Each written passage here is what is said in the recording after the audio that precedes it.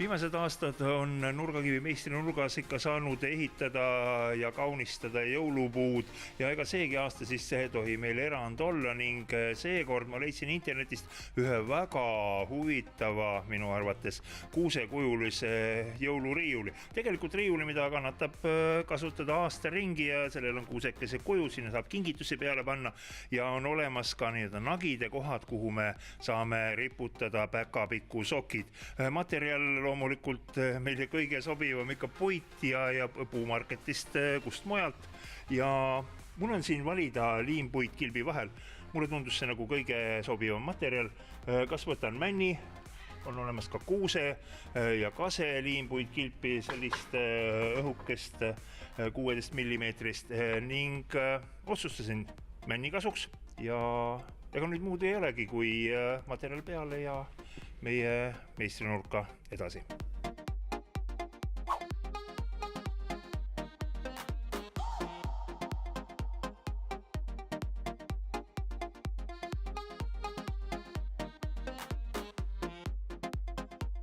Iga töö esimeseks etapiks peaks olema joonis iseäranis siis, kui me tahame teha näiteks sellist kuusekujulist riiulit, millest mul siin joonis on tehtud, kus on vaja detailid lõigata kaldu, see lõige peab olema täpne ja samas see kalle peaks olema ka väga täpne.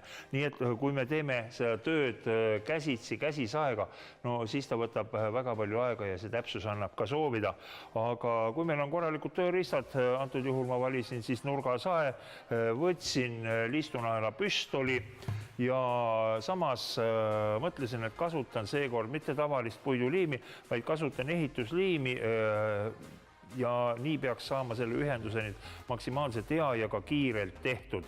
Kui alustame alt otsast, nii nagu ikka, siis meie kilbi pikkus on 455 millimeetrit ja lõike kalle peaks olema 28 kraadi.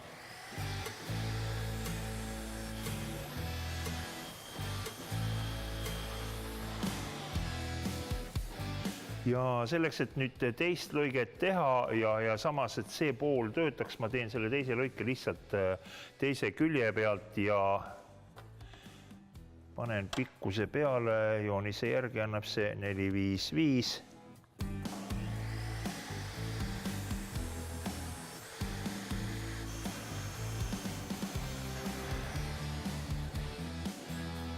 Nii, suurepärane, esimene detail on mul praktiliselt käes ja nüüd ma pean lõikama siit need kaks detaili, mis on nii-öelda välisnurgast välisnurka 168 millimeetrit pikad.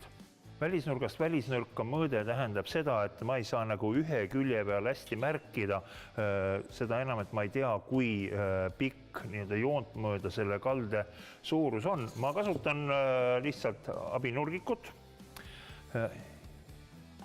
ja sellega tõstan alumise mõõdu enda jaoks ülesse.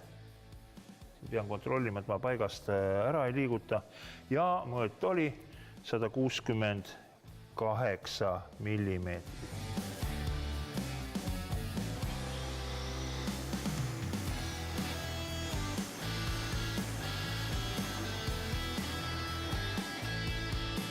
Ja nii nagu ütlesin, seekord siis kasutame ehitusliimi ja ma panen siia serva peale liimi kõigepealt ette ära.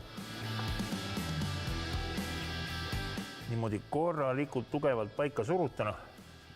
Ma kasutan siin veel pisut ka haamrit, et see vahe jääks minimaalseks. Paneme ühe klotsi siia alla. Ma toetan enda vastu.